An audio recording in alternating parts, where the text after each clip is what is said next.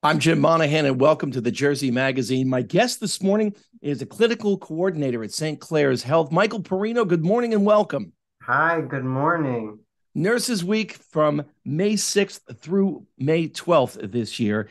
And this year's theme is You Make a Difference. Michael, let's go back to the beginning. How did you get involved in nursing? What was it that inspired you to do that? Ah, so actually, I originally wanted to be a dentist back in almost 10, 12 years ago. And my sister went into nursing, and I thought, wow, that's so cool. So obviously, she thinks I copied her, but we actually both work at St. Clair. She started here a year before me, and then I followed her here afterwards.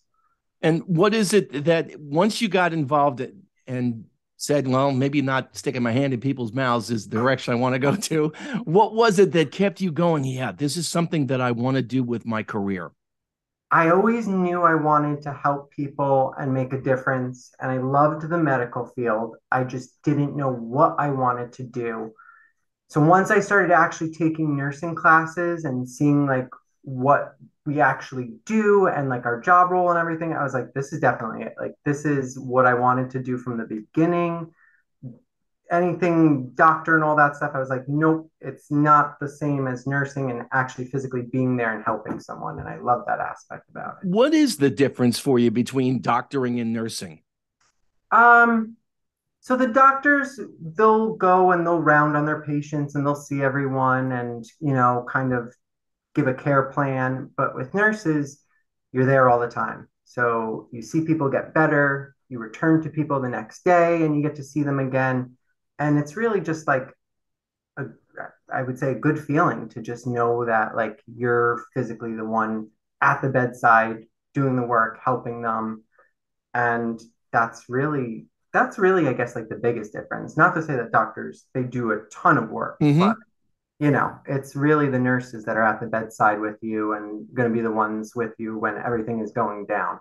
It is a little bit more hands-on. I would agree with you. And in fact, my mom was at St. Clare's in Denville a couple of times prior to her passing back in 2019. And the nursing staff at St. Clare's, Michael, there was something very, very, because she'd been in a couple of different hospitals, and the nursing staff at St. Clare's, there was a noticeable difference there. The connection, the one-to-one was amazing to watch. And I think that's what really sets St. Clair's apart from the bigger university hospitals and things like that. It's more community oriented, family oriented. We don't have as many nurses, so we rely on each other more often than not. And it kind of, not to sound corny, but it kind of does make you like a family. When you're with someone for 12 hours on a shift for 3 days in a row or, you know, months at a time, it really helps you bond and really, solidifies that. So it's really like a family. And Michael Piroino, my guest this morning here on Jersey Magazine at 105.5 WDHA, clinical coordinator for St. Clare's Health. Like everything else, nursing I know was affected by COVID. What was the biggest change for you with the pandemic? oh, the biggest change was definitely, I guess, one, the masks, because thank God we just dropped that. It's been almost 3 years that we've been wearing them, and it's nice to see everyone's face again. And but I guess it's just kind of the culture of nursing altogether kind of changed. It made a lot of people realize different things and what they really wanted, and really, uh, really the people that wanted to be here and wanted to still be a bedside nurse are still here, and the people who didn't, unfortunately, maybe went to a different career path, maybe did, something not bedside, but it really showed the people that were dedicated to wanting to help in the hospital. And I think that was a big eye opener for me. What was the crossroads for you? Or did you reach a crossroads during COVID where you said, like, others may have said, I don't think I can do this anymore? What kept you going through that? Honestly, during COVID, I was in the ICU and I was probably doing about 5 to 6 days a week. And that was just kind of to keep our numbers at a good level. I saw everyone else was helping out, and that kind of just pushed me and said, you know what, I'm not doing anything anyway. I'm just sitting home in my apartment.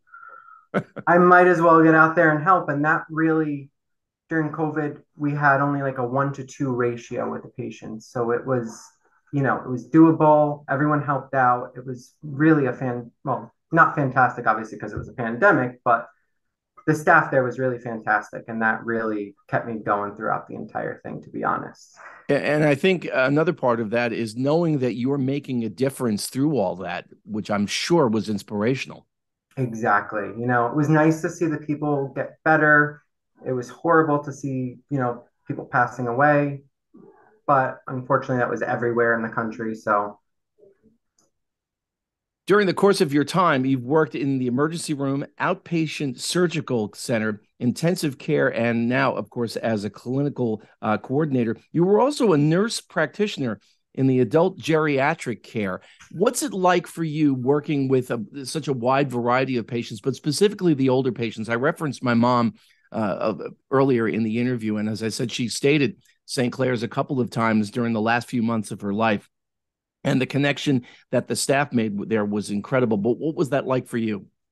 honestly, I love it. I've always connected with, this sounds kind of lame too, but I've always connected with older people. And, it just shows that kind of like the empathy behind it. Like I know when I'm old and I'm in that situation, I'm going to want someone there that's going to take care of me and wants to be there and wants to, help out and all that stuff. And honestly, my best patients are the patients that are older. They're the ones that listen to what you say. They have a set schedule, regimen, all that stuff, and that's the best part of all. Because then that makes me feel better when they go home that I know that they're going to be okay and they're going to follow that.